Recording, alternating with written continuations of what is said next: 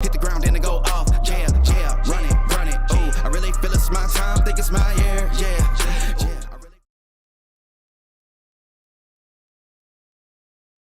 Everybody, the morning show, as usual, on by Louis Sykes talking crypto at 8:45 because it's Crypto Fridays. That's what we do, right? We'll have Tyler Wood, head of the CMT Association, on at 9, talk about the upcoming symposium over in Dubai. We'll have Alfonso hop on a little later, around 9:45 or so, give us charts he likes, and in the meantime, we got charts that we like or don't like, maybe. I don't know. Good morning, chat. Hope you all are having a good day. Smash that like for me, please. I got JC here. I got Steve here. Let's roll.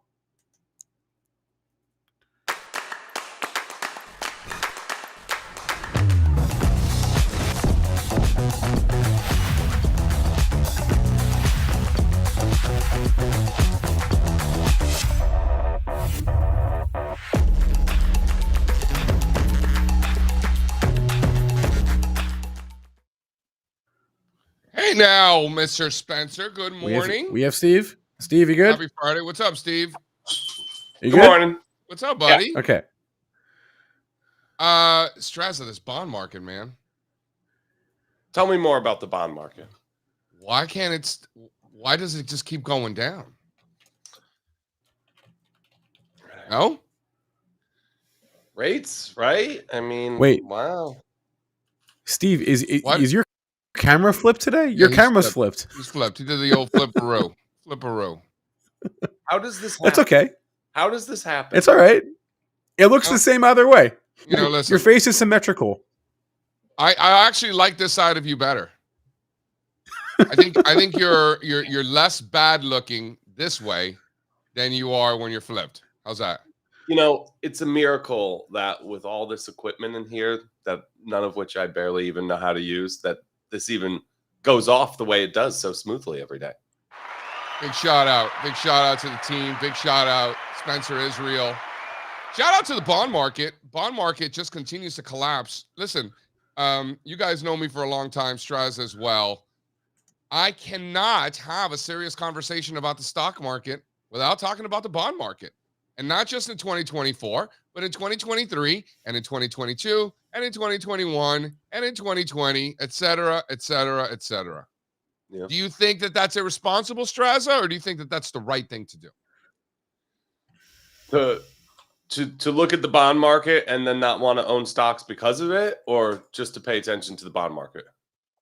I don't know about not own stocks because of it, but to ignore, sometimes buy stocks because of it, right? It depends on what's going on in the market. And also the relationships that are changing. I think something that we mentioned this week that I think goes sort of gets forgotten about because of recency bias. By the way, we succumb to the same recency bias as everybody else. We're humans too. But let's remember that in 2020, for that COVID crash, at least me personally, I wasn't shorting stocks. I think we were shorting Google. I was maybe the only stock I shorted. We were buying treasury bonds because treasury bonds were acting as a safe haven at the time. It was the easier trade. This time around, it's the opposite, right? The bond market is what's dragging the stock market lower, right? But so it's different. Is it dragging the stock market lower, though? Yes, I think so. What do you think is dragging the stock market lower? You know, this is, I don't know. I don't know.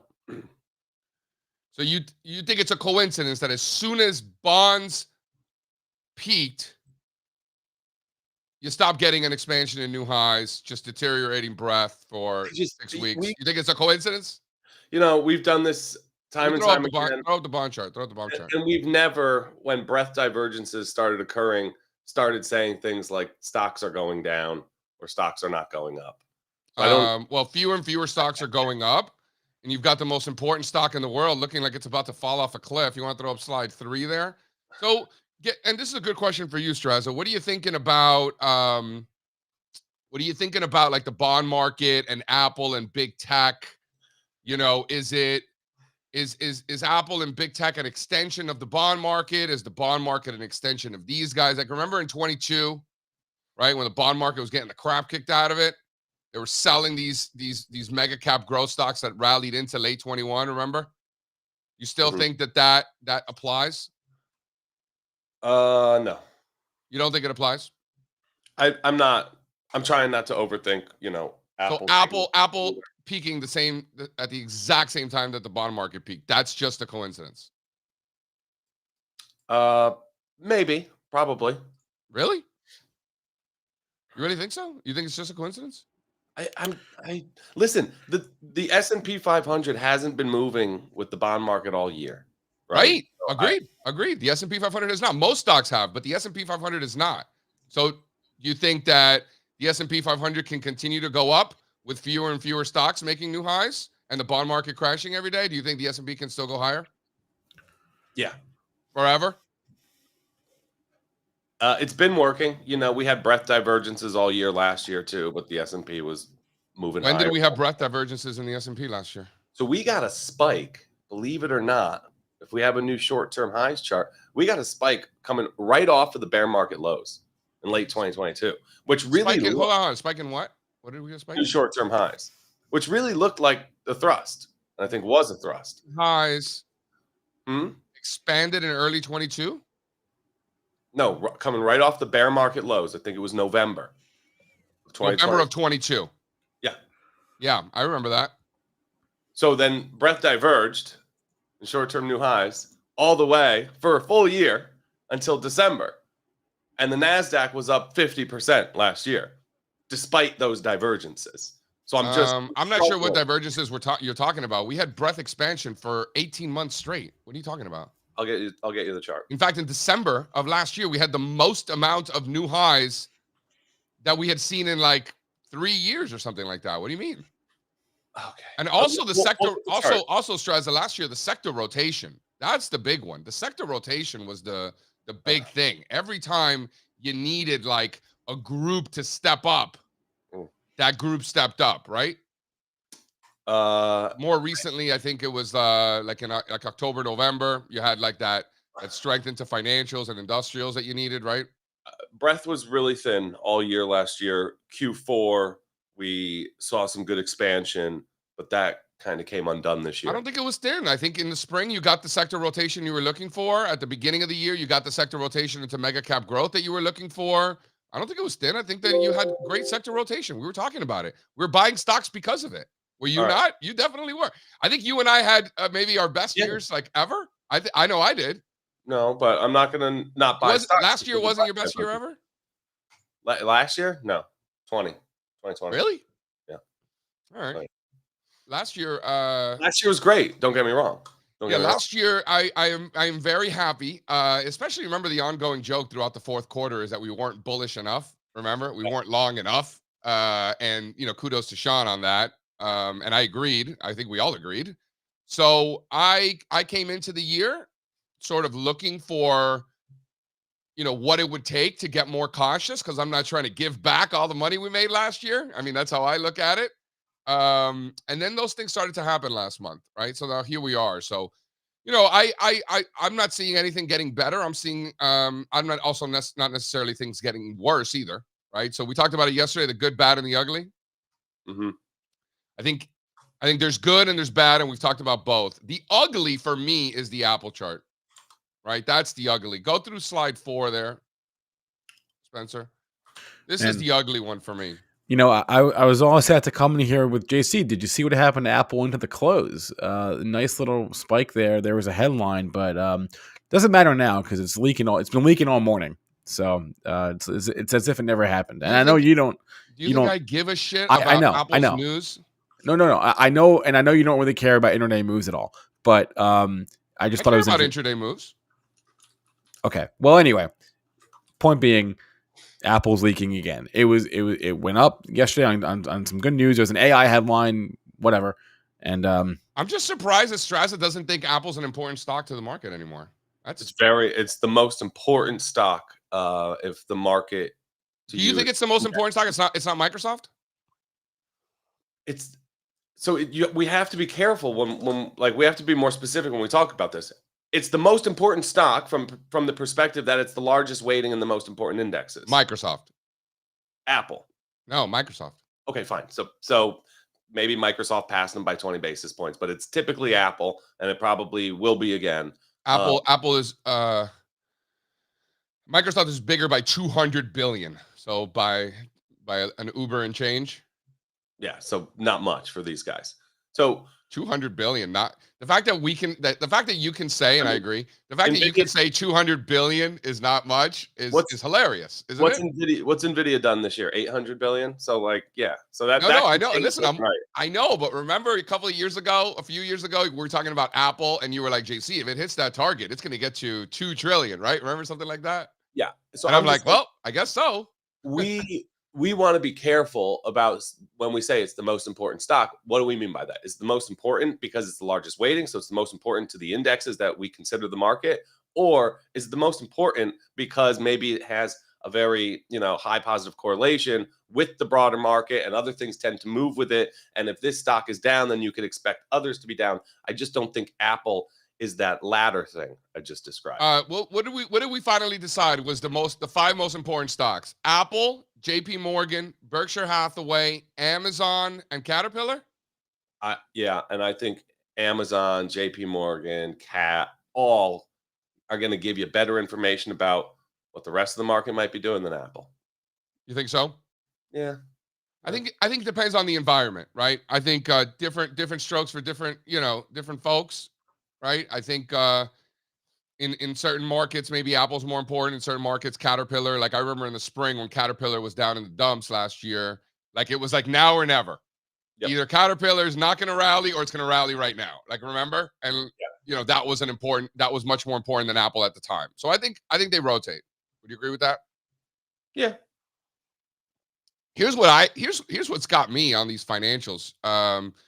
You've seen a bunch of strength here. Do you have the financials chart there handy? The XLF running into those former highs. You've got that? Let me just drop it in quick. I bought a ton of financials yesterday. I know you told me. But the ones that you bought don't look like this. So put in a new slide 4, Spencer. Sorry, new slide 5. New slide 5. This is financials running into those former highs. So for me, it's just hard to own large cap financials, which I know you're not necessarily buying the large cap financials per se. It's just hard for me to look at a JP Morgan, a Berkshire Hathaway, Goldman Sachs also on a short-term basis looks great. But, bigger picture, it's just hard for me to get behind that as we run into that former resistance. That's how I look at it. But by this logic, then you wouldn't have wanted to own Nvidia last year when the NASDAQ 100 looked like this and was. No, we didn't. Nvidia hit our target in August, and then it consolidated for like 4 or 5 months, and we wanted to buy a breakout above 500. We got that. This is the same trade. Mission accomplished. Hold on. We never once would have said the NASDAQ is running into former highs. Can't own Nvidia here. Yeah, we did. That would have been a huge mistake. We were long Nvidia the whole time after. When you were in Asia, when we when you guys were in Asia, the Qs and the SPY were running into that resistance, which is why we're feeding the ducks in July. All right. Going into August. You don't remember this? For that reason. I remember it well. So I think this is the same situation. Mission accomplished in financials. Now let's see how they react. Maybe financials rip right through these levels. Maybe it's going to do it without me. Maybe. I don't think so. I think that the market is going to respect these levels. It's going to be messy. I don't know how long. And if and when we break out, I think there's going to be tremendous opportunities. I just don't need to put that on today. That's how I look at it. Yeah. JP Morgan, industry leader. If you need exposure to financials, you couldn't find a better vehicle. And you could define your risk really well right now. I agree with that. What just did it for me. Also, this was just the plan. This shouldn't be a secret to anybody who's paying attention. We talked about it in New York. We talked about it on here. We talked about it on our other shows. I said, JP Morgan needs to be making a decisive breakout. The leaders need to be leading for me to be comfortable going back and trying to trade the banks again. That happened. So I'm going back. We'll see what happens. What happened with Wells Fargo yesterday? So they're not going to zero. Something happened, right? The OCC. They settled. Remember the fake account thing from like years ago? They settled that fake account. Yeah. Wells Fargo was creating fake accounts for their customers. Why were they doing that? Well, that's a good question. No, but I mean, I get why that's wrong and probably illegal, but what would be their motivation for opening up fake accounts? Juice their numbers. But yes, very illegal. Don't do that if you're a bank. So they settled with. That's why they did it, to juice their numbers. They didn't think that anybody was going to catch on to that. Probably not. You know what? It was probably, honestly, I think it was probably just a basic incentive misalignment, right? The people, the whoever was doing this was incentivized to create more accounts and get more bonuses. So that's what they did. They just sold more accounts. They sold more accounts. They just made up, gave people accounts that they didn't ask for. So somebody And, who was paid a bonus based on Yeah. the accounts that were opened pulled some shenanigans, in other words. Yeah, Blake. Yep. Yeah, we'll Blake is staying in the chat, right? Exactly, and Sean. So yeah, so they settled that. That was from 2016, I think, and then so that's like out the door now. That's in the past. So that was like the headline from the other day. I can't speak to the chart at all, obviously, but that's why. Oh, I guess it was yesterday. Wow, I didn't realize it was. What Wells Fargo put in a big stick yesterday. Yes, it did. Middle of the day. You don't see moves like that too often.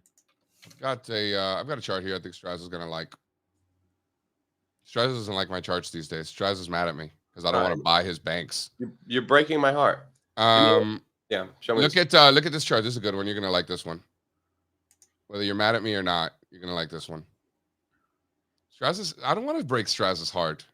You're making me so sad. I just don't. I get your trade. Number one, I get your trade on JP Morgan. If you break one, what is it? 170 you're looking at? 171? Wherever those prior highs are. Whatever those prior highs are. All right. I don't have a problem with that. I don't have a problem. You want to be long, knock yourself out. I think you get stopped out. I guess we'll see.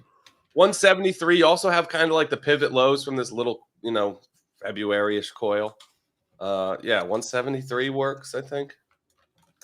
And then, JC, the other thing for me is I keep zooming out on the chart of XLF, right? Yeah. And reminding myself, these things have done nothing for 15, 16 years now. Yeah. And they're just completing this nice little textbook trend reversally pattern right against its prior, financial crisis highs, the 2018 highs, the 2020 highs. So I just think structurally, maybe it doesn't start right here today. Maybe it doesn't start next week. But if this is truly a sustained bull market, financials will have their time in the sun. I agree. I'm just trying to get ready for that. Well, I agree. I agree wholeheartedly with that. All right. Well, let's pivot from TradFi to DeFi. Let's bring on. I want to show this one chart because this is that was a good segue. I thought it was good, Spencer. It was a good segue, Spencer. Thank you. But we're not in the business of segues. We're in the business of showing charts that we can profit from. Sorry, Louis. I tried. Sorry, Louis. I also bought some Goldman Sachs. So I went and got my prop coffee mug. My Goldman Sachs asset management coffee mug. Good job. Yeah. Here, go to slide 2 quick, and then we'll bring this. So this will finish up with the TradFi and move on to Crypto Fridays. This is what Strazza is talking about, and he's 100% right. I could not agree more with it. It's why we've been in the camp that this is the bull market. I still think we're in a bull market, right? Like, I don't think that this is the end, that this is like the epic collapse of the bubble and the Trump and the Fed and the recession and the inflation and like all these scary things that they tell you about. I don't think any of those things. I think it's a bull market. It's been a bull market. Now, we had a hell of a year, right? Hell of a year. It was impossible to be bearish last year. People found a way. They did. But it was really hard for us who actually do the work to be bearish. So we crushed it last year. So I'm not trying to give this back. And I'm not just randomly like, oh, I had a great year, so I'm just going to cash arbitrarily. Like, there's a lot of things going on, like, I don't know, the bond market fucking crashing. That I might be a little spooked, right? So I'm being patient. So I didn't own super microcomputer in the last week. Okay, whatever. You know what I mean? Like, fine. Like, I owned a bunch of other junky shit last year. Now, that worked out great. So you don't have to be in every trade, right? And I think this is a good lesson. You don't have to trade everything. You don't have to be in everything. I've done that before. I've been there. I've been in the super micro and been like, oh my God, I can't believe you guys didn't own this. What an easy trade. I've been that guy. Don't be that guy. So what Strazza's talking about is this massive 14, 15-year base in financials, did nothing forever. You know, the bigger the drop, the longer the need for repair. You know, shout out Luis Yamada. That's what this is. So there's nothing structurally bearish about this whatsoever. I just don't need to own big banks today. I think me personally, I want to see him dance a little. Let him dance. Right? All right, that's fair. That's fair. All right, now time for Louis. Yep. All right. Got my fingers on the pulse, avocado and toast, leather seats, jet plane, always ready to go. Ludo. Up, Louis. It's thanks for Spencer eventually bringing me on. You know, it's Crypto Fridays. You know, why are we talking about banks? Come on, let's give the people what they want. Strazza started it with his banks. You know, I'm not trying to be buying banks. Strazza likes them, so God bless him. Well, we're you know, if buying he gets Bitcoin. stopped out, That's he gets what we're stopped buying. out. I'm just not even going to bother. Very quickly, let's just go over what's happening in the market this morning. Bitcoin hanging in there, man. Very impressive. 52,300, up about 1% on the day. Ethereum hanging in there, pretty much flat on the day. 2,800, about halfway to our target to 3,500, which Louis thinks is too conservative. But okay, we'll talk about that in a minute. Well, hey, Strazza's talking about what, 20K at the end of the cycle? 20K for Ethereum. Yeah, I mean, Wow. he's the aggressive one. He's the chief YOLO officer. But of he's all not startup. quantifying that target. Like he's just like saying that like there's Yeah, a lot of exactly. potential It sounds here. nice. But look, you know, there's been a lot of relative strength here, and I think it's okay. Well, I'll let Strazza. You're nodding your head. I'll No, let you. go ahead. Tell me more about what I think. You're quite literally wearing a HODL shirt right now. Well, it's a Crypto HODL cap. Fridays, and it's a hat. I don't know if they have those in New Zealand. Oh my god. Here we go. We're doing this again. Ha ha ha ha. The 20K was simply based on the return last cycle after the reversal was in. That was a controversial tweet. Yeah, it was. You know, you gotta do it sometimes. I think throw up the Coinbase Mara. I want to hear from Louis on this one. So a cool 60% in a week coming off of this former resistance, which turned so beautifully into support because polarity is so real. So 60% in a week for these guys. Are you getting that from the altcoins even? Right? Like, so Absolutely. If you dive further enough down the cap scale, you are. And so there's been a lot of relative strength over the last week or so, particularly when equity markets sold off on Tuesday and crypto was essentially flat. And I think you can largely pin that down to a flow situation. So for the last 3 days that we have data, there's been a net aggregate flow into these ETFs of $500 million each individual day. And IBIT alone had over $500 million worth of flows on the last day that we have data. And so this is the net flow trend. This is the aggregated flows.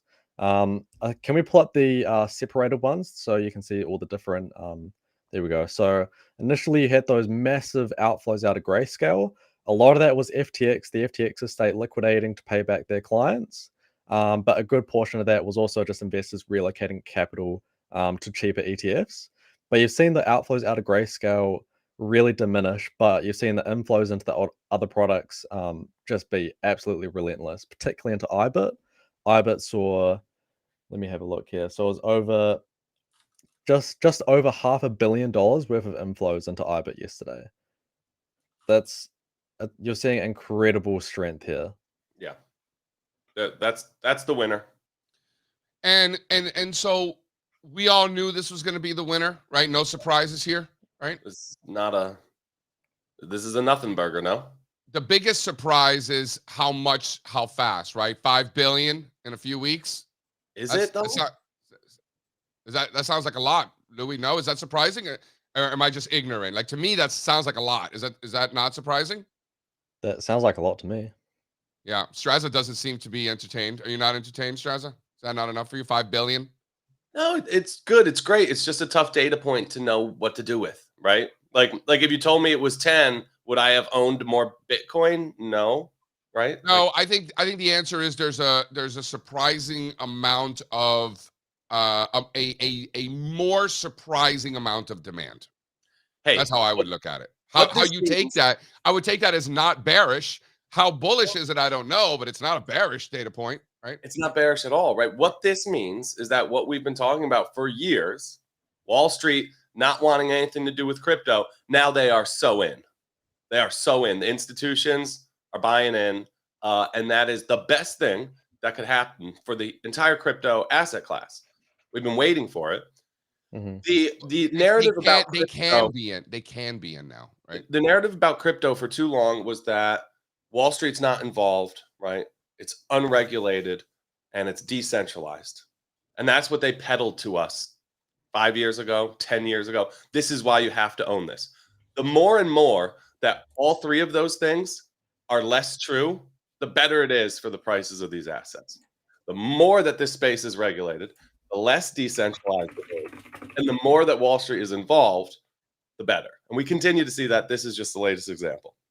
Yep. Agree So or I've just put a chart on the Slack that I want to get added. So you've really just seen a significant change in the investor cohort of these markets. So in the initial stages, you had primarily just on-chain and spot transactions.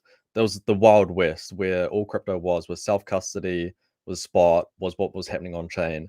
Then you had 2017 where BitMEX entered the market and they introduced perpetual swaps for the first time. And it was just absolute degeneracy. There was no regulatory oversight. It was a period that was unfortunately marked by a lot of scams and fraudulent activity. You can literally go back to the leaked messages of BitMEX back in the day, where Arthur Hayes, who ran BitMEX, said, "Hey, run the stops of the remaining plebs. I need a new Ferrari." They were literally counter trading and doing fraudulent activity on these exchanges. Obviously, FTX is the big example there. But now we've got this new, completely investor cohort following these ETFs. This is Now a you've got great Coinbase, slide, Louis. BlackRock. This is a great slide, dude. I love this visual. I love this point. Great job. Great job, Louis. Great job. Thank you. Really good. And you've got audited counterparties, collateralized lending. If you want to be on the CME and you want to trade on the CME, you have to bring cash. And it's a playground for institutions. And so I think there's a case to be made that the volatility in crypto is going to diminish over time as the dominance of institutional participation increases. And so I feel like that's nothing but a good thing moving forward. The laser eyes have been telling us for years that we don't want Goldman Sachs involved. We don't want BlackRock involved. They either don't own any Bitcoin, don't understand what the hell they're doing, or are blatantly lying to you. Yeah, it's probably a combination of those three for the most part. I don't think you want to be taking advice from people with lasers in their eyes anyway. This is exactly those right. are the hard to sort of see. people we want to stay well away from. Yeah, no, if you know the way Wall Street works, I mean, you really want these institutions behind you, and this visual does such a nice job. I mean, just compare the Wild Wild West to the current today. I mean, I don't even know, like Mount Gox, hilarious. I've never even heard of Poloniex. Like, what even is that? It sounds like a sandwich I'd order or something. Today, CME, BlackRock, Fidelity, Coinbase. I mean, wow, it's a great slide. Nice job there, Louis. And yes, the answer is you need the institutions. And the fact that you have these ETFs now and institutions don't have to worry about anything because they're ETFs. So they're allowed to do anything they want according to their mandate, where before they could not. So it just opens up the opportunity for so much money to flow in. Whether it does or whether it doesn't, I guess we'll see. I mean, clearly it has been. Just the fact that now it can is a very big deal. You know what else? I think there's another interesting data point. So we talk a lot about the flippening, which is ETH overtaking Bitcoin. But I feel like the real flippening has taken place in the derivatives market, where the CME open interest on Bitcoin futures is now greater than Binance, the largest crypto native derivatives exchange. And so that transition happened at the end stages of last year. And so now CME is the most significant Bitcoin futures platform.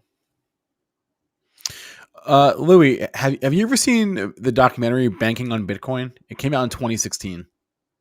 No, I haven't. Oh, I'll need to give it a watch. it's a really good window. Not that you need this, but it's a really good window if you like want to go down memory lane and remember what it was like back then in the Wild West of crypto. It's just sort of like basically here right before like FTX and all that and Binance and yeah, it really was taking on the man, taking on Wall Street. Right, this is the future, libertarian all the way, and yeah, Those people are those people are dumb. That's not Louis, how it happened.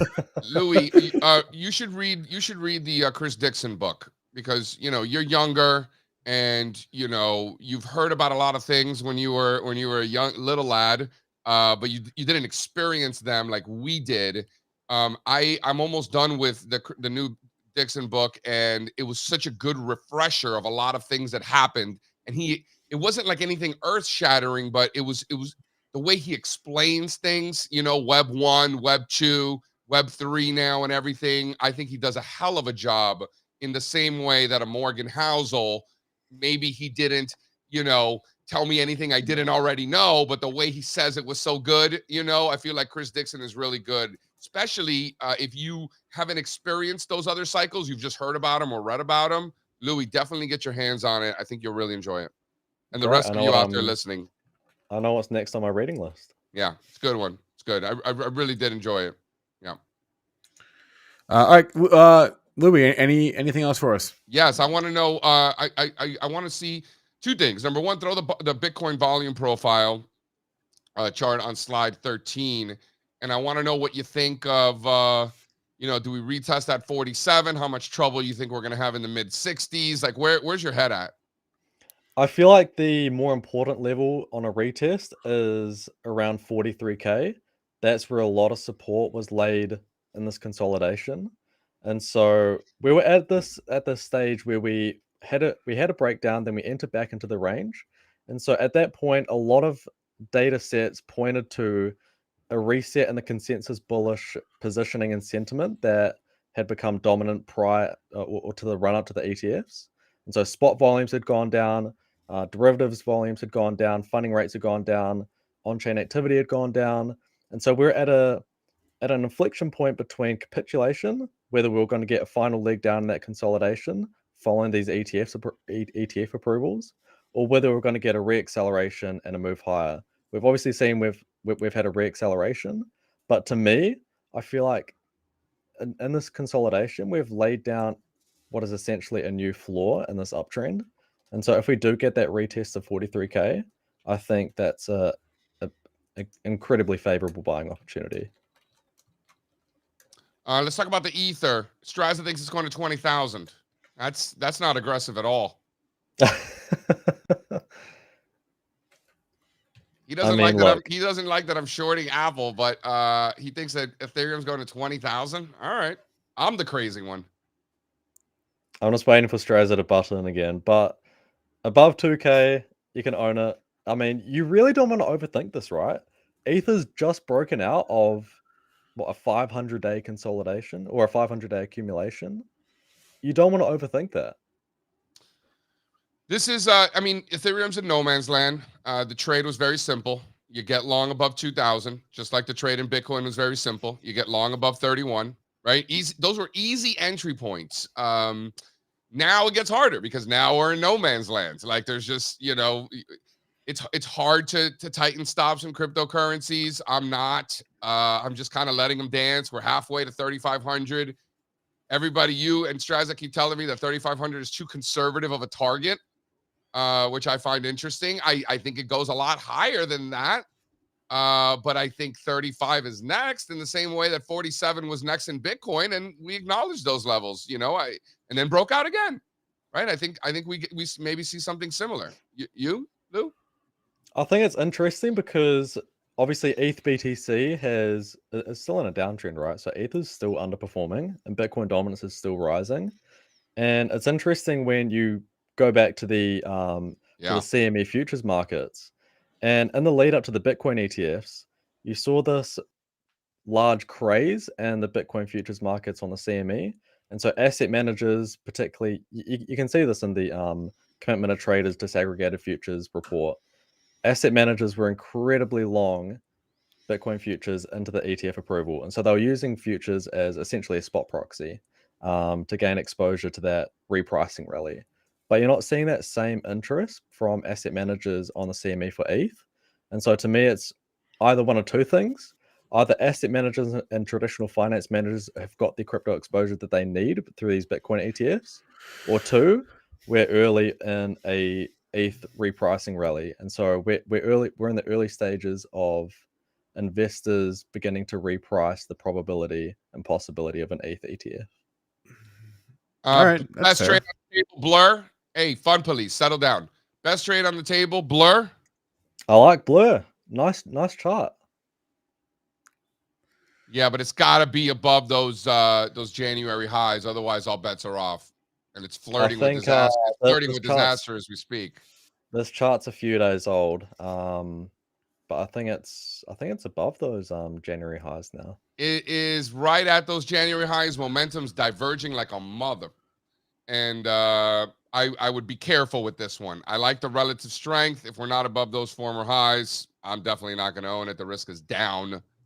But in terms of the relative strength, maybe it takes off. Maybe it's a false start, a little speed bump, right?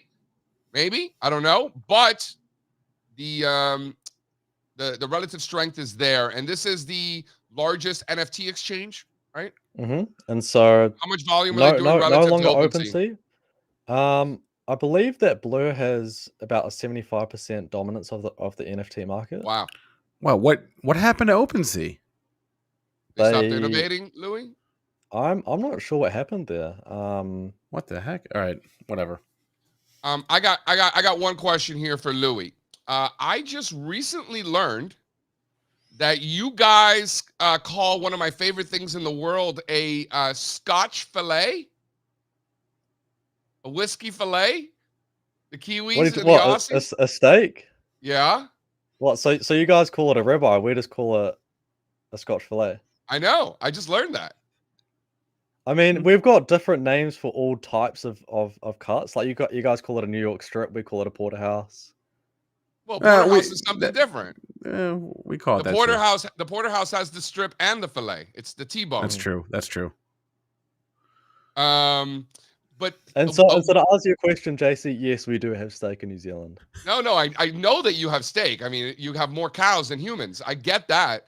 But what I'm fascinated by is that you call a ribeye a Scotch fillet, which is a great name for a steak, I think. No? It sounds very fancy. It sounds that might be the coolest thing about New Zealand that I've ever heard. All right, I'm Louis. going to start calling it a Scotch fillet. People are going to look at me like I'm crazy. Louis, a pleasure as always. Thanks for the charts. We'll talk to you again next week. Thanks, guys. Have a good weekend. All Adios, Lou. We have kept our guest waiting for far too long, JC. Mr. Tyler Wood in the house. That's all right. Managing director of the CMT Association. So let's bring him on. Please. Jay, we've been friends for a long time. Make the call. I mean, this is pretty professional, guys. Nice show you got going here. Happy Friday, everybody. What's up? What's happening? Man? Tyler. So Tyler Wood, Twitter handle T-Bone Pickens. It's hard to be an oil man these days, JC. There was a time when I was putting that handle up. It was pretty sexy. Got it. Your recency bias is out of you. What do you think about that conversation we were just having with Louis in New Zealand? They call a ribeye a Scotch fillet. So I got that nickname, T-Bone. My name is Tyler, in college because I could put down some steaks, JC. Not going to lie. My rugby team saw me eat, and they were like, you should do that on the field, not at the dinner table.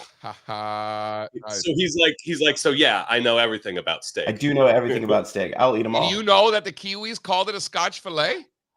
I didn't. This is new information, and I try to make Friday a learning day. You know, get back to the basics, study some steak terminology. But I recently had a camel steak, JC, and not a little too lean. It is lean. It's like a bison, you know, but if it's prepared right and you don't overcook it. Give me the cow. Really? Give me the cow. Dude, I was in India, probably with you. I forget. And not I eating beef. I didn't eat beef I steaks, didn't eat for the any record. meat for like 10 days or 7 days, however long I was there. And I'm at the airport and I would kill for a burger. Like I would have killed somebody for a burger. And I saw Burger King at the airport. And this is in Bombay or in Delhi. I forgot. I think it was in I Bombay. think Bombay. And then I see a Burger King and I was like, oh my God, there's a Burger King. I'm running over there. I'm salivating. I'm like ready to go. And you're gonna get a chicken tikka masala burger. There's no meat at the Burger King.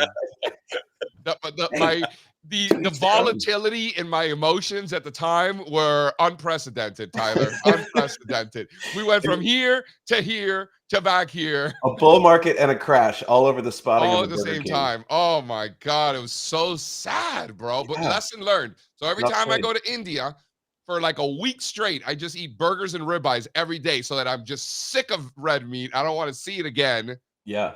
You know, so that's lesson learned. So those you out there listening.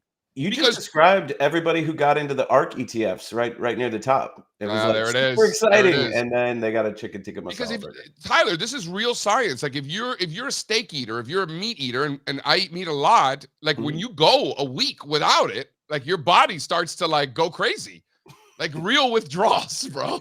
Like you know, I've said like for years, like I can eat sushi every day for the rest of my life. No, I can't. I can't. I understand your pain, my friend. All right, sorry for the let's bring it back home. Tyler Wood, our very own Mary, passed level 1 of the CMT. How about that? Shout out Mary. Shout out to Mary Thwaites. She didn't tell us either. So I almost never get to be in the room with a person when they get their results from the exam. I mean, I remember how it felt to me. I usually talk to people right after they open it, but Mary literally opened the results sitting right in front of me and said, "Is this real?" And she got all misty-eyed. It was so beautiful. I was so proud of her, and for everybody who's sitting through these rigorous exams, it's a great feeling when you pass. And if it you is. Pass, It's an even better feeling to not have to take any of these damn exams anymore. You know what I'm saying? I take wine exams now. Tyler, you think that was a bull market dinner? I think that was a bull market dinner, my friend. That bull was market dinner. It marked the top. People, super tasty food, really great conversation. That's what happens at bull markets. We tried to have another bull market dinner the following night. I totally screwed it up. You mad at me, Tyler? I am never going to be mad at you, Steve. In fact, I had a very lovely, quaint bowl of dumplings with your boy Gunther and Tom Bruni. It was lovely. Yeah. It was a quiet, romantic, side of the road, hole in the wall. Tyler, director of are you managing director of the CMT Association? Yeah, that works. Yeah, that works. All right, you get called a lot of things. We'll give you that one. Chief. What's all this fun out in Dubai that we're apparently missing? Tell the folks about what's happening in Dubai. Can people still go, by the way? Yes, people can still go. So CMT Association, 50 years old, huge event last April. JC, one of our beloved presenters, along with some of the hedge fund elite, and a big celebration on the floor. By the way, Tyler, my presentation was excellent. It was. It was a hell of a presentation, I must say. Shout out to Jay Woods for hooking us up with all of his old homies at the New York Stock Exchange bell ringing ceremony. The entire industry recognizes what CMT charter holders have contributed.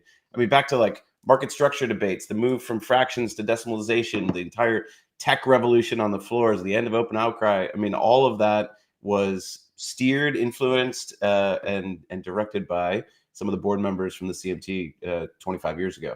So it was a really great celebration. However, we got to manage expectations. And going right back to New York the next year, I asked Mr. Cohn if we could just have his box and go to Citi Field and maybe do the conference there. And I gave him the good sell, JC, but he wasn't taking it. So there's two things. One, going back to New York and trying to outdo what we had done in April was going to be really challenging. It was such a great conference. Yeah, it was good. It was good. That was maybe the best 3 days of my life. But we also know that I'm sure your wife will be thrilled to hear that. She knows that I love hanging out with technicians. It's kind of embarrassing. But CMTs are global. They're in 137 countries around the world, and forcing everybody to come to our playground in New York every single year seemed a little unfair. So we're going to Dubai. And the big event this year is going to be on February 28th and 29th in Dubai, United Arab Emirates. We're going to be hosting the event at the Crown Prince's own personal playground, the Museum of the Future, which is an incredible space. You cannot walk into this building without getting a smile on your face. And it's going to be an incredible conference, great lineup of speakers from all over the world. We've got folks coming in from Europe, all over Asia, all over Latin America. And of course, a lot of our American and Canadian friends are coming over as well. We just had David Cox on the show yesterday. He's going. Yeah, David's going to be one of our biggest speakers, talking about process and tools. And Tyler, is the new, like, to make this event happen? Is it more expensive in New York or in Dubai? If you're talking about purchasing power parity, folks spending in dirham would tell you Dubai is insanely expensive relative to the rest of the region, but the US dollar's been pretty strong, and so it's a bit of a wash. But yes, for people coming over, the event this year, the registration for the CMT conference is much lower, half the price of what we were doing in New York, and the hotels are like, they start at 5 stars and then they go to 6 and 7 and 8-star hotels. I've never stayed at anything above 5. Well, JC, you're just not living. Here's a great anecdote. I don't even know if I've stayed at a 5. Have I stayed at a 5? I don't even know. Oh yeah, I've stayed at a 5. Yeah. I stayed at a couple 5s with you. Yeah. With when me? you get into a taxi in Where? Dubai, JC, like, by government law, it cannot be anything less luxurious than a Lexus. So, like, their base model Toyota Corolla is a Lexus ES, and it's lovely. I've never been. I'm dying to go. The thing about Dubai, and the thing that made it a strategic imperative for CMT Association, is we've been building in India for years, and it's our fastest growing market, most candidates coming out of any one country. And what's happening in India is this incredible bull market, like, economy that is unstoppable. But they don't have a very favorable tax setup. So all the capital markets groups from Mumbai and Delhi and elsewhere, they have set up operations in Dubai. And Dubai, in the same way that Hong Kong grew up in the shadow of the Chinese economy, Dubai is serving as that wonderful global city, very comfortable tax setup. And so there's more trading activity on global markets in Dubai than probably any other city in the world. It's Tyler, really, how many CMTs are there currently? 4,500, excuse me. CMT charter holders? Correct. Really? Yeah, we've been growing, bro. I feel like it was like 2,500 like yesterday. By the way, that's all Tyler Wood right there. Thanks, man. Shout out Tyler Wood. The CMT is very lucky to have you. I can attest. I've had a front row seat to all of this. 4,500, Tyler. Holy shit, bro. Here's the stat that's going to blow your mind. There are over 11,000 that are in some stage of sitting exams. Wow. How many of those are in India? I don't know off the top of my head. Probably 3,000 of them. That's hilarious. Yeah. And then so of 4,500 CMT charter holders, how many are in the United States? Almost 3,000 of them. So we're North America centric in terms of two-thirds America. Correct. Including Canada. Yep. We got a ton of Canadian CMTs. Correct. But when you look at candidates, it's 2/3 outside of North America. So the face of the organization is changing. A little flipperoo. So it's like the NBA, right? You know, America centric, and now it's going overseas. Now all these Europeans are coming in here. They got 7 feet tall guys shooting threes like it's nothing. You know what I'm saying? Totally. But across the GCC region, I mean, last week I spoke at a conference in Qatar. We've got members at Qatar National Bank. The QNB group is what financed the entire World Cup, all the infrastructure build. Within Abu Dhabi Global Markets, Abu Dhabi Investment Authority, Abu Dhabi Investment Council, the big sovereign funds. You've got CMT charter holders on all of those desks as asset managers, as traders, market research. And so we're in the right spots. And so the growth in the GCC region, I think, is going to be really exciting over the next few years. And it's interesting what you said, because the CMT Association 50 years ago or whatever it was, 60 years ago, how long ago did it start? Yeah, we got started in the late 60s, officially incorporated in 1973. So the Dolphins haven't won the Super Bowl since. Thanks, CMT Association. Originally, it was sell-side research. Correct. CMT holders, and that was it. And now Tyler's talking about traders on desks, all kinds of different, careers, because technical analysis, contrary to popular belief, is not a career. It is a skill that can be applied to many different, financial advisors or CMTs, traders at desks all over the world, Forex traders, et cetera, right? Yeah, absolutely. And I think the idea that technical analysis was just for short-term trading, we've busted that myth. No, it's the opposite. The longer the term, the better it is. It works on all time frames and across all asset classes. I mean, that's the beauty of this very elegant discipline. When you're looking at liquid markets, you can look at any liquid market and apply the same set of tools. Also, it's not the technical analysis, it's the technician. Technical analysis is the most scalable skill in finance. Yeah. Ooh, I like that. Tyler, write that down. That's a t-shirt. That's a t-shirt. Let's put that out. Let's make a short, guys. Let's get that on Instagram for the kids. Yeah. Can I come to Dubai now? Yes, please. As it goes to Dubai, he ain't ever coming back. Hey, guys, Tyler sent over some charts if you want to talk about those. Yes, please. Let's go. We can talk charts. Yeah, well, let's bring a couple of them. What do you got here? What is this? So in addition to my role at CMT Association, you can't hang around technicians for this long and not develop an indicator or develop a process.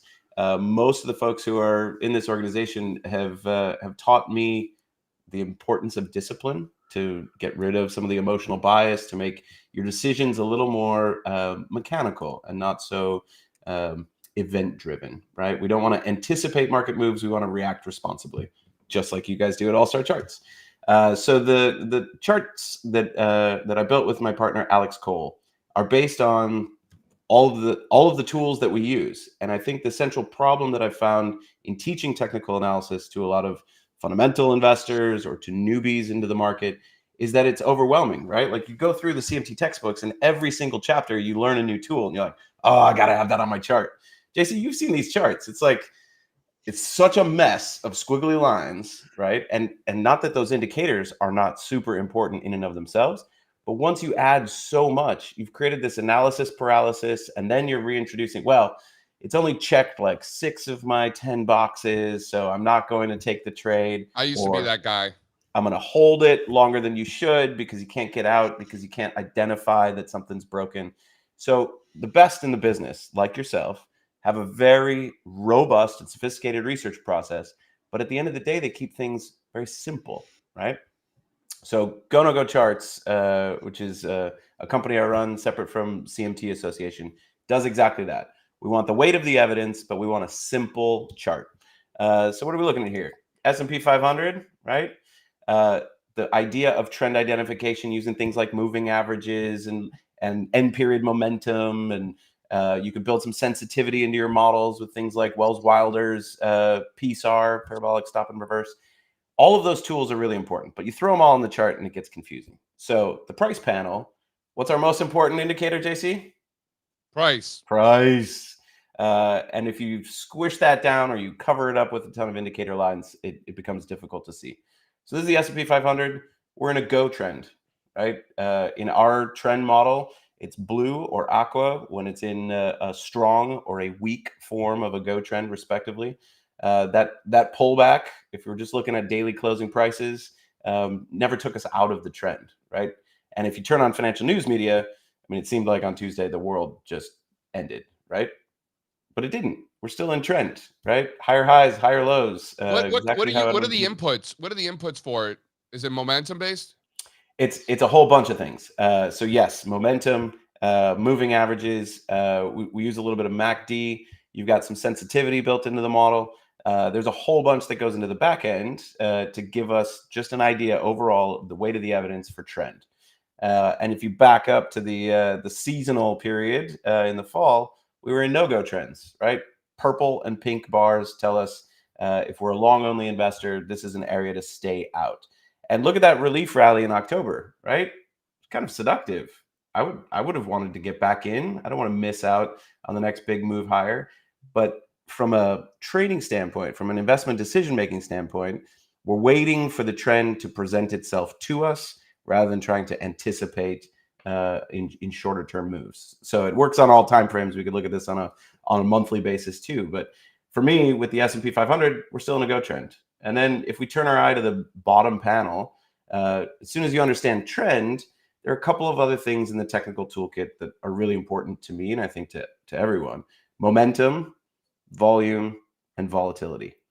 And so cramming all of that same idea, blending lots and lots of indicators into one, gives us a single panel on the bottom that gives us momentum. So it's a range-bound oscillator, -6 to +6.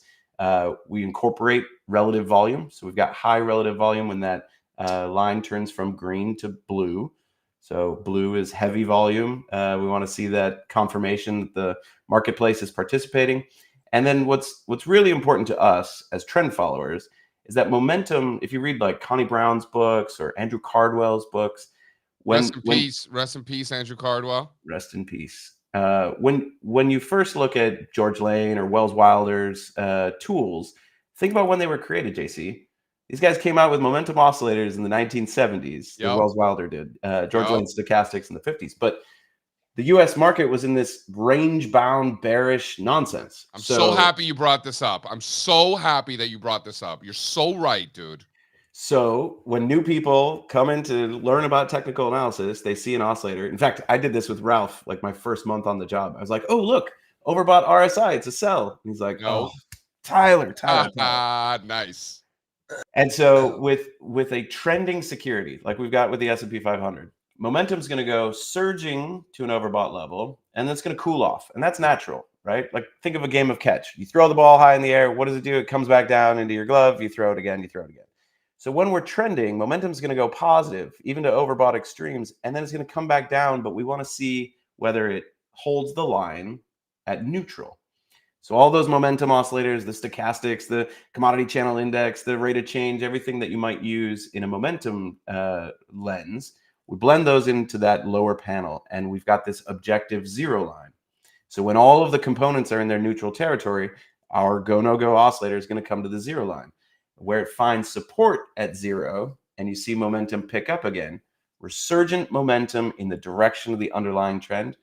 If there is a holy grail, at least for trend followers, that's what we're looking for. We want to see momentum coming back in our favor, not going negative, right? You don't want to see oversold momentum in an uptrend. That's like a powerful divergence, right? Something's amiss at the Circle K. But we've got that zero line that tells us where we've got a re-entry opportunity or a place to pyramid into our positions or a place to logically BTFD. We want to be responsible and quantitative about where we find those spots. So that's what the interplay is happening between the price action and the momentum oscillator. I'm glad you brought this up. I haven't taken a CMT exam in many, many years, but I recall way back in the day that there was a lot of focus on these oscillators that were built back in the 70s, in the 60s and whatnot, that were very, very mean reversion in nature. Yeah. I don't know what CMT exams look like today. Thank God, because I heard they're harder than when I took them. But a lot harder. But I remember a lot of mean reversion conversation in a business that is trend following by nature, because asset prices trend. And I've thought about this a lot.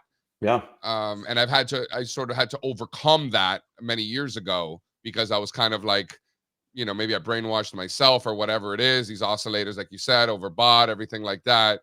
And I've had to sort of like relearn some of these things. But you make up a great point that when these oscillators were built was in a range-bound market for stocks. That's a great point.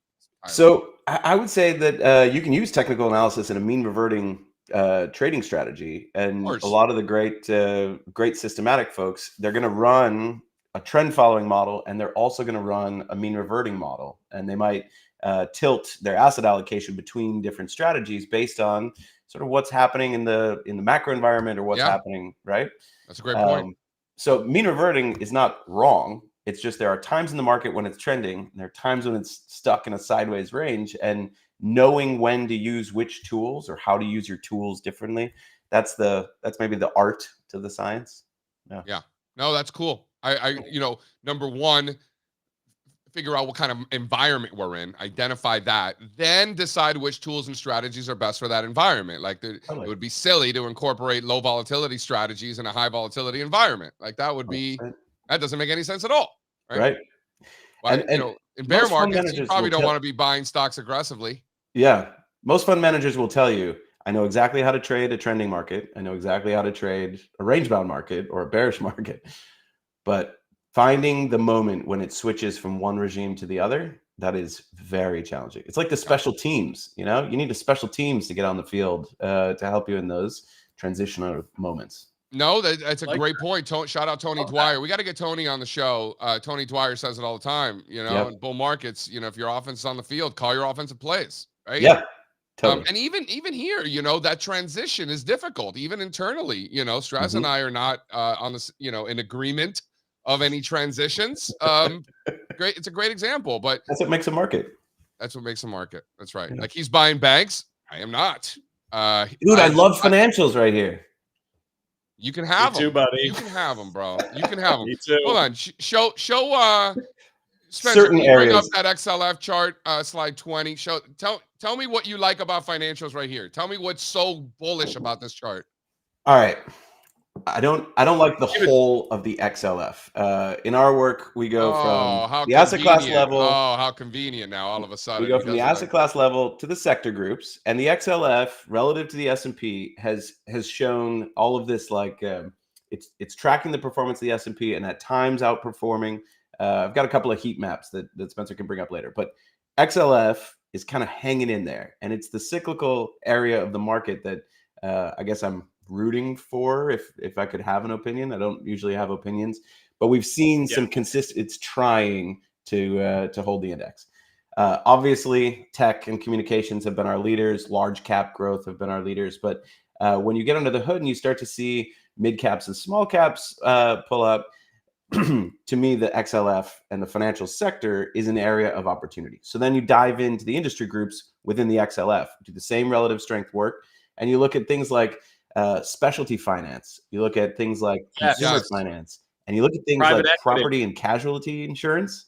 Yeah, so good, dude. Casualty insurance. Like, I'm not going to be the guy that women want to take home from a cocktail party talking about property and casualty insurance companies, but there's some really good looking charts in there. In Europe too. That's one of the reasons we were so bullish. 100%. Capital markets. It wasn't regional banks. The regional banks were the distraction. It was capital markets, insurance, the broker dealers, some of these exchanges, CBOE. Totally. Right. Killed it. We're talking about right now. Tyler makes such a great point. The market internals or the sector internals, when you drill into financials, everything is working really well. Look at the broker dealers and the exchanges. Go look at Interactive Brokers' chart. You got TradeWeb breaking out today. There's more and more every day. It was the banks that were dragging on the whole space. Correct. Particularly the regionals, right? Right, which number one are not in the index, in the large cap index by definition, right? They're small caps. I don't know why we're talking so much about XLF though. That, like you saying, I don't want to buy JP Morgan. You're not letting me finish. Strazza, you're not letting me finish. You're not letting me finish. What's going on in the XLF? Berkshire Hathaway, JP Morgan, the exchanges, the insurance companies in Europe too, especially in Europe, right? The distraction was the regional banks, right? These little banks. That's what's getting all the headlines, and people were just ignoring all of the monsters that Tyler was bringing up. I'm not disagreeing with you, Strazza. I'm reiterating the point. The regional banks were just a distraction. Like these little billion-dollar banks that no one's ever heard of disappeared. Who cares? Yeah. So now the banks are working. It's like everything, financials just clicking on all cylinders. So, and it's like specialty finance. You look at Ares or KKR or Icon Group. It's like, to me, it's hard to wrap my head around investing in an equity of a fund manager, right? Like, I'm not smart enough to quite understand how that's a publicly traded thing, but they're also run. You know what I mean? Right. But that's what's working. And that's the beauty of technical analysis. I don't have to understand exactly why this is a publicly traded company. You can just see that it's outperforming the industry group, and it's outperforming the sector, and that sector is outperforming the index. So it's like, great. Yeah, that's where you want to go fishing. Tyler, the great question just came up in the chat. I want to address it, and I want to hear your thoughts. Jack, great question. I don't get it. If two people completely disagree on a chart, how does that make CMT education valuable? You don't find two doctors completely disagree on a treatment for high blood pressure. First of all, you do. But that's not the point. That's not the point. Let's say you did it. Let's say that that's right, and every doctor agrees. Doctors have one objective, right? Like, don't do harm and like save the person's life. Like, that's the only objective. It's not They don't have different time horizons. It's not like one doctor's like, I want to save the person's life today. And then the other doctor's like, I want to save the person's life 10 years from now, right? Like in markets, different people have different objectives, different time horizons. Even on our own team, the three of us will agree, me, Sean, and Strazza, and we'll all execute in different ways. Different risk preferences. Yeah, different risk preferences, different time horizons, overall objectives. Strazza doesn't have any kids. I have too many, right? You know what I'm saying? So that's number one. Number two, it's not an exact science. It's more of an art. It's the combination of art and science, right? It is not just, oh, this thing did that, so then do this. Like, oh, I have a headache, take Tylenol. It doesn't work that way in the stock market, right? It's the interpretation. So it's not the technical analysis, it's the technician, right? And in my experience, the learning curve, the knowledge doesn't start until after you're done taking the exams, right? All the exams do is just give you the body of knowledge so you know what's what, and then go get them, buddy, right? Yeah. That's my thoughts. A great question, by the way. Any thoughts, gentlemen? Let me illustrate. Spencer, if it's okay, I'll share a screen for a second. Let's just look at a chart of Visa and show how this happens in real time, right? This is a monthly chart. Each one of these bars is a month of trading activity. I'm pretty bullish, right? Were we still bullish through this period right here? Well, what if we just dive down a time frame? So if you're like a sovereign wealth fund trading monthly candles, right? Because your investment horizon is the next 50 years. You like that chart. We jump into a weekly. Like, I didn't like it all through that period because it was in a no-go trend, right? What if you're a money manager who's much more tactical, right? For sure you weren't in it during those drawdowns, but you got in a lot earlier than that guy on the weekly time frame. And how about right now, right? If we're just focused on what's happened in February, why don't we just go intraday, like a 39-minute bar, 10 equal bars a day? This is a choppy mess, right?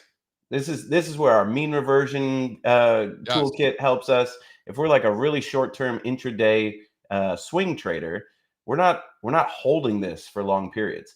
So when you see big arguments on Twitter, maybe people should clarify their time frame first. I like it on a weekly. I like it on a daily. I like it on a monthly, but maybe not intraday. Yeah. And by the way, Chris Kane, shout out Chris Kane. I give Chris Kane a lot of shout outs. Shout out Chris Kane. Chris Kane wrote a great white paper on like diversification. You know, that's really stuck with me as I've accumulated wealth over the years, having different strategies. Right now, I am net long equities in one strategy, and I'm net short equities on a different strategy because they're different strategies for different time horizons. I was like driving last night, and I was like, you know, the market's up, I'm short, my puts aren't working, but my long portfolio is doing great, you know, right? Like I'm literally long and short at the exact same time because these are different strategies with different time horizons. 100%. Systematic trend following hedge funds all have time frame diversification and use multiple models. And honestly, JC, like this is how I was taught. You've got to use multiple time frames, even if you've got one that's for your main time frame. This is what you're trading on. But you, of course, zoom out and you see the context of where you're coming from. And of course, you zoom in to get proper entries and exits, right? But there's a time frame in which you are making your decisions, and then there's the execution, and there's the analysis time frame. The XLF's a great example. Strazza likes buying banks here. I do not.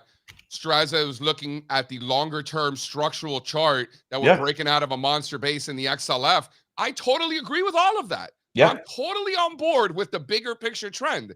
Now, in the short term, I'm just not a fan of being long financials here as we run into those former highs. So while longer term, I think the trend is up, and I'm agreeing with Strazza. In the near term, I'm a little more cautious. We had a great year last year. I'm not trying to give it back. I like that mindset. You know, Nirmal asked the question, all things being equal, do the tools work the same way on every time frame? And I can speak to our algos and the charts that we built. It's the exact same calculations, just on a different periodicity. And volatility, you need to, if you add an element of volatility, then you're going to get different numbers. So Right. You know, all things being equal to a certain extent. You could also say things about asset classes, right? Does it work on all asset classes? Yes. But right. Does it work? Does it work in all the different, right? You know, like it's a yes, but there's a but because there are differences when you come to time horizons, when you come to different asset classes, there are differences. 100%. Different securities trade differently. Yeah. Right? That's technical analysis, right? Is understanding the behavior of the market. So my definition of technical analysis, Tyler, before the fun police kicks you out, the technical analysis is the study of the behavior of the market and therefore market participants as opposed to the goods and the services in which a particular market deals. So people are like, oh, JC, you can't do technical analysis on the VIX. It's like, well, by definition, acknowledging that the VIX even exists is technical analysis because the VIX is a measure of the behavior of the S&P 500, which is the behavior of the market. So even recognizing that the VIX exists is technical analysis. How am I doing? Well said. Well said. All right. Spencer, I love seeing you, buddy. And I know this is the gong show moment. It's time for me to say goodbye. Look, it's not me. It's really not me. I'm just trying to be mindful of your time. You've been with us for 40 minutes now, right? You got things to do. Tyler's got nothing going on. He has a symposium in Dubai in 2 weeks. He has to go. My phone's only blown up sure like 6 times since I've been on the show. I know. I'm trying to help you out here. So thanks a lot for coming on, Tyler. Yeah. Thank you, guys. Have a great day. I'll see you soon. T-Bone Pickens on Twitter. Great handle, T-Bone Pickens. Not to be confused with T-Boone Pickens, obviously. Rest in peace, T-Boone. The famous Oklahoma State booster, dude, and also T-Bone oil Pickens man. was the man, dude. Right? T-Bone. I mean, yeah. I don't know much about him beyond that he was a huge booster for Oklahoma State, and he was an oil guy. Dude, he was a cowboy, dude. He was the extent of my knowledge. Dude, he was a wild man, dude. That guy was. Yeah. All right. I'm sure. All right. Let's do some earnings here. Market's open. And I should mention we got PPI. We got some more sticky inflation this morning. So if you're keeping track at home, what does a PPI and what does sticky inflation mean? What does that mean? Right. So we had the CPI earlier this week, right? Inflation came in higher than expected. That was consumer prices. How much higher? Was it a lot higher? Staying higher? No, it was a little bit higher. This morning we get producer prices, the PPI, also higher than expectations. So just prices across the board, prices on both ends for the producers and the consumers, sticky. And this, of course, throws a wrench into that rate cut idea, right? So why U.S. 10-year yields making new multi-month highs as we speak? Look, man. No, seriously, right? That's why, because inflation's higher. Yes. So that makes sense.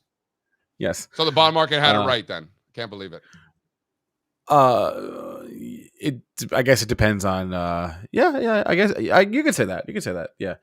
I mean, if the stock market is rallying because of lower rate expectations, but U.S. 10-year yield are pushing up against new multi-month highs, that seems a little silly. Weren't bonds falling for most of 2023 when the NASDAQ was up 50%, though? Were bonds falling in 2023? Yeah. Until Q4, you had really no correlation there. Right. And then bonds bottomed and stocks absolutely ripped. And then this was in October. And then bonds peaked in December and have been coming down. And we've just seen that slow deterioration in equities ever since. So, no, I don't think that's a coincidence. Okay, moving on from this, let's do some earnings here. Let's start with Coinbase, Steve. You saw this report, I'm sure. What a freaking monster. There's our calendar. Thank you very much. Was that last night? Coinbase. Yeah, last night. Just a ridiculous report here. Earnings per share of $1.04 versus an estimate that they would lose money. This is crazy. Revenue came in no big deal, just beat by $100 million, right? 950 versus 820 on the estimate. And then there was a stat that I had about the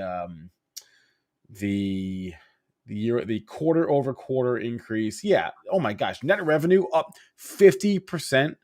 Oh, that was year over year, 50% on the net revenue. But then there was I had a quarter over quarter stat. Where was it? There it is. Consumer trading revenue up 79% quarter over quarter. Bitcoin trading volumes up 31%. Listen, and you're right. Everything you just said awesome beat. The top line beat, just great. But this is nothing for them. They're not even close to back to what they did in 2021. Go look at their financials back in 2021. This company, very volatile. This is not like one of these pre-earnings stories. This company was insanely profitable during the last crypto bull. And the only bet we're making fundamentally here is that they're going to be even more profitable during this coming crypto bull. And this report, them turning, quarterly profit for the first time in however long, is just that move kind of kicking off. We're just getting Strazza, started. you still think that Coinbase is a bullish bet on crypto? Yeah. Not so much Bitcoin. They're going to benefit from Bitcoin too.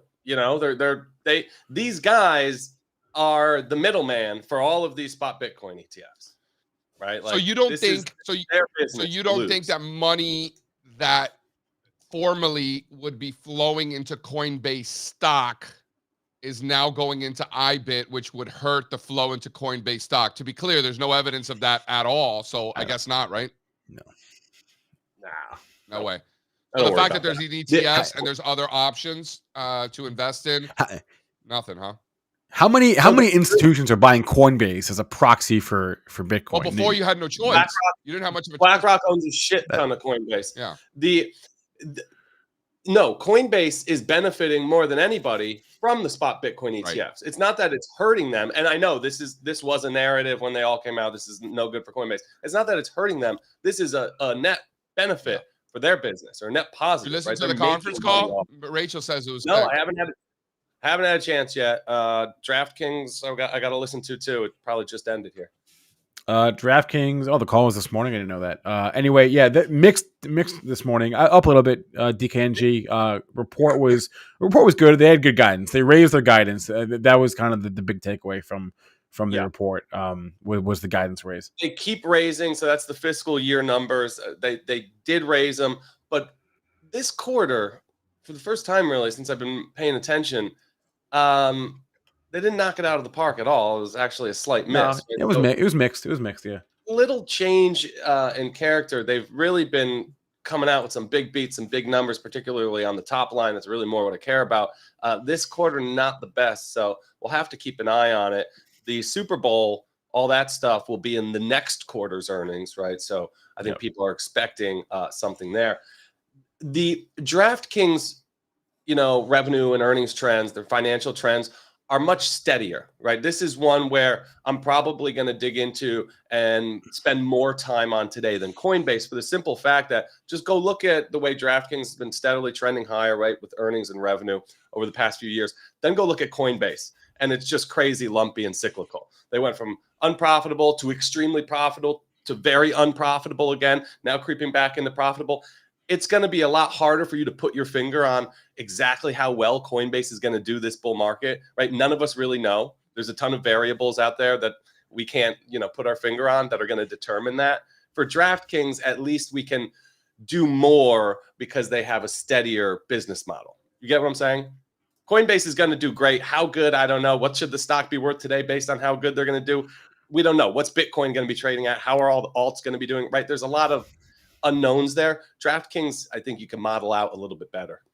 Having a less volatile business model than cryptocurrency is not exactly a bar that is worthy of bragging about clearing. So yes. So I guess the bigger point that I'm trying to make is that Coinbase, while we pay attention to the fundamentals, don't try to do too much here, right? This is not an easy one to kind of model out, and it's probably a waste of your time.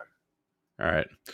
Do we have the trade desk chart here? This was the big leader this morning. I don't know what it's up now, but it was up 18% when I last checked. The bottom line EPS actually missed, but their guidance was good, and they were doing a buyback. They authorized an additional $647 million buyback. And so even though the backward-looking earnings per share number actually came below estimates, a buyback plus good guidance means up. It means bias to the upside. So anyway, we were up 18%. I don't know what we're up now, but do AMAT real quick too. I'll throw these charts in.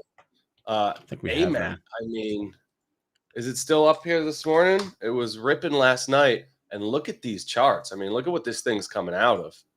This one looks as good as every other semiconductor that's been ripping over the past few years, or for as long as we've been looking at these chart patterns, right, Chase? I mean, we were talking yesterday, about like AMD and like these quote unquote underperforming semiconductors, but it's not so much like that they're underperforming. It's hard to be an outperforming semiconductor because these semiconductors have done so well. So it's like that denominator fallacy where if you're comparing it to like the strongest group, it's hard to outperform. But when you compare it to the overall market, this thing's an absolute beast, right? It looks a lot like AMD right now. Show the weekly. Zoom out on this bad boy. I mean, drop the weekly in too, right? What are you thinking about this? So earnings next week for NVIDIA. Anybody get in front of that train? Look at this 20 base breakout. Earnings next week for NVIDIA and what retail. What day is the NVIDIA's earnings? Wednesday after the close. Ooh. Are they just going to crush it and gap higher again? It rallies in sympathy to anything even like remotely related to their business from an AI standpoint. And then like 2, 3, 4 weeks in the earnings season, they finally come out and report, but they've already rallied on everybody else's reports. It's like, it's a weird dynamic. Yeah, but they're the ones with the hammer, right? If I were them, I would want to be reporting earlier in earnings. I there's nothing they could probably do about it now. I don't know what their fiscal year looks like. Hey, all right, Alfonso, you want to come on last few minutes here and show some charts? I think he does. It's Friday. We usually bring Fonz on Fridays. Bring in the Fonz. Should we bring in Fonz? Please. All right, Fonz. I got to find my Fonz. Where's your bumper? I don't know where it is. Give me a minute. I spoke too soon. There it is.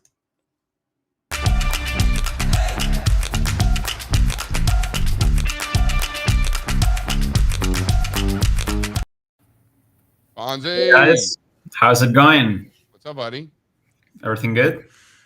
No complaints, man. No complaints. Excellent. Nice. Good What to do you hear. So Fonz is the chart ninja behind the scenes. Shout out Fonz. That's right. Chart ninja. Did you ever think growing up that you would grow up to become a chart ninja? No. Didn't see that one coming, huh? No. Definitely no. Fonz looks at a lot of charts. We tell him, Fonz, I want a list of this with with that and da. And then, while you're doing all these things, I imagine that you're sitting there and some of the stuff that you're doing is more interesting to you than others, right? And I'm very just curious as to what it is that's standing out to you. Forget Strazza, forget me, definitely forget Spencer.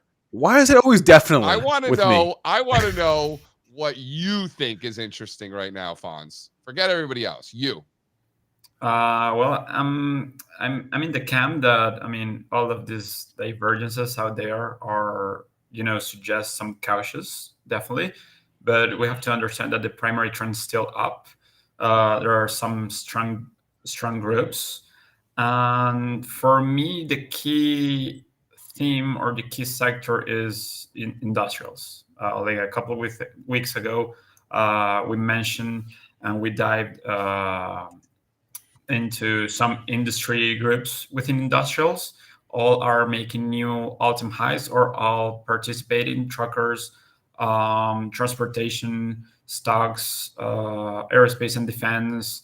Everything in industrials are working as mid-cap industrials, small-cap industrials. So I think for me, that's like the key sector, an underrated sector, because everyone looks at the Magnificent Sevens. Everyone is looking at technology making highs, semiconductors, but nobody talks about industrials.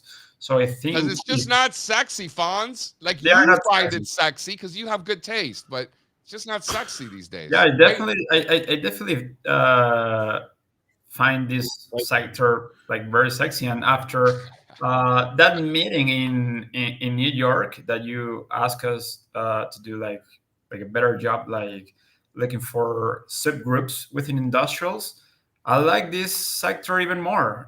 Today or tomorrow, we are going to publish like a special report on industrials to understand the variety of these sectors, and that's like my head right now. I mean, if you're looking for some further correction, if you lose industrials, if industrials stop going up, you will see some deterioration in the stock market. What industry group funds, and Strazza, if you have any thoughts, I'd love to hear your thoughts. What is the like the bellwether industry group within industrials, or is the fact that there isn't any why industrials are so valuable?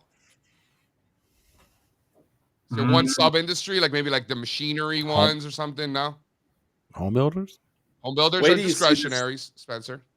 Oh, sorry. Wait till you see this report.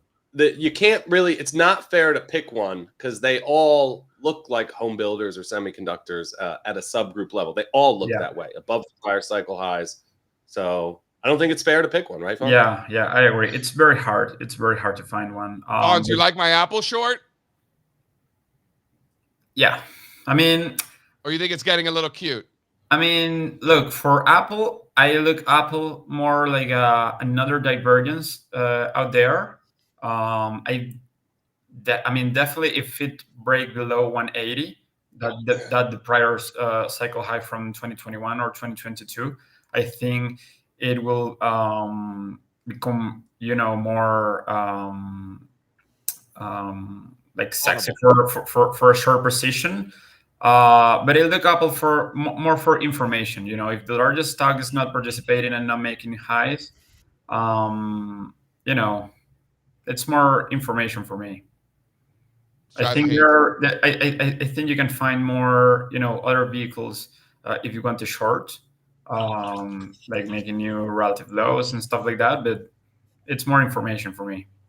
Yeah, no, that's a good point. I agree that it's more for me information than a specific trade, but I like the trade too. Okay, I mean, what I like of that trade is the relative trends. Yeah, that's for sure.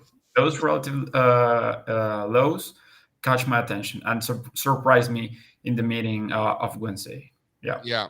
The fact that Apple is just getting destroyed on a relative basis, like murdered. I'm old-fashioned. To me, that's a big deal. When you compare Apple with the other ones, for example, look at Apple relative to Nvidia or Nvidia relative to Apple. That's a monster base. I know, Fonz, but anything relative to Nvidia, that's not fair. But relative to Microsoft, for example, it's more or less the same picture. So it's interesting, the weakness in Apple. Let's hit recess. I got something to say. All right. Oh, sorry, I was in the wrong has something wrong to say. spot. Good luck.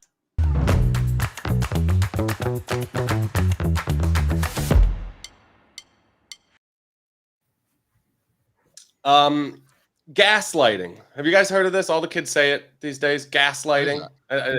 Yeah, this is not a new term. It's not a new term? All right. No. So I'm never really sure how to use it, but I think this is my moment. So it's a form of emotional abuse that causes a victim to question themselves. Yes. A form of psychological manipulation in which the abuser attempts to sow self-doubt and confusion. I almost thought maybe we didn't have breadth divergences last year, so I had to check the chart. Throw up the chart with the breadth divergences that this is like textbook. What JC's doing to you is like textbook gaslighting. Yes. What am I doing to him? Textbook. I thought so. Okay. So I'm not gonna take this net new highs list. I can't even. I don't want to. I'm ignore the middle pane. Ignore the middle pane. It's not about that. Short-term new highs spiked. Sun just fell in my closet. Spiked in November of 2022 and diverged and fell for over a year. It was a great time to own stocks the whole time. I know, Strazza, but this comes back to we don't look at one indicator. We don't look at one chart to make all of our decisions. It's a weight of the evidence. Also, I got one more on the gaslighting. That's fine. Throw up the Ethereum chart. You guys said I have a price target of 20,000 on ETH? 26,500. It's 26,500. Where are you coming up with this number? No. This is not a price target. Give me a break. This is the way that people's brains should be operating in a bull market for crypto. Okay. Where is our price target? I don't know. But what happens when cryptos are in a bull market? They don't go up 50% or 75%. They don't just double or triple. They go up 1,000%. And we've seen this every single time. So I think the way we should be thinking is, why can't they go up 1,000% again? We don't want to sell ourselves short, sell too soon, right? We continue to monitor the price action during the bull market, but I think we should be open to a world where, God forbid, Ethereum or Bitcoin or Solana or any of these could have returns similar to returns that they experienced. Let's give Strazza a shout out. Great work, Strazza. Great work. That's all. What's up with me? You know, God bless you, Strazza. We love you. We love you, buddy. All I'm saying is crazier things have happened than ETH 26,000. Crazier things have happened than Apple collapsing. You know, you short Apple, I'll buy ETH, and then we'll talk next year. I'm long ETH. I'm with you, bro. I hope you're right. I hope it goes to a fucking million. I'm with you. I'm in. What does it have to do with shorting Apple?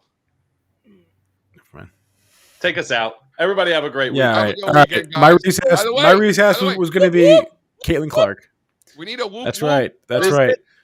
We need a whoop whoop bumper. Whoop whoop. Okay, we will get a whoop whoop bumper. We're off on Monday, everyone. If you didn't realize, federal holiday, President's Day. So happy President's Day. Enjoy the long weekend. We'll be back on Tuesday with the morning show. Have a great weekend. Go make some money. See you guys later. Do all that good stuff. Bye, guys. I can't take no loss. I don't even know what it costs. I hit the ground, then I go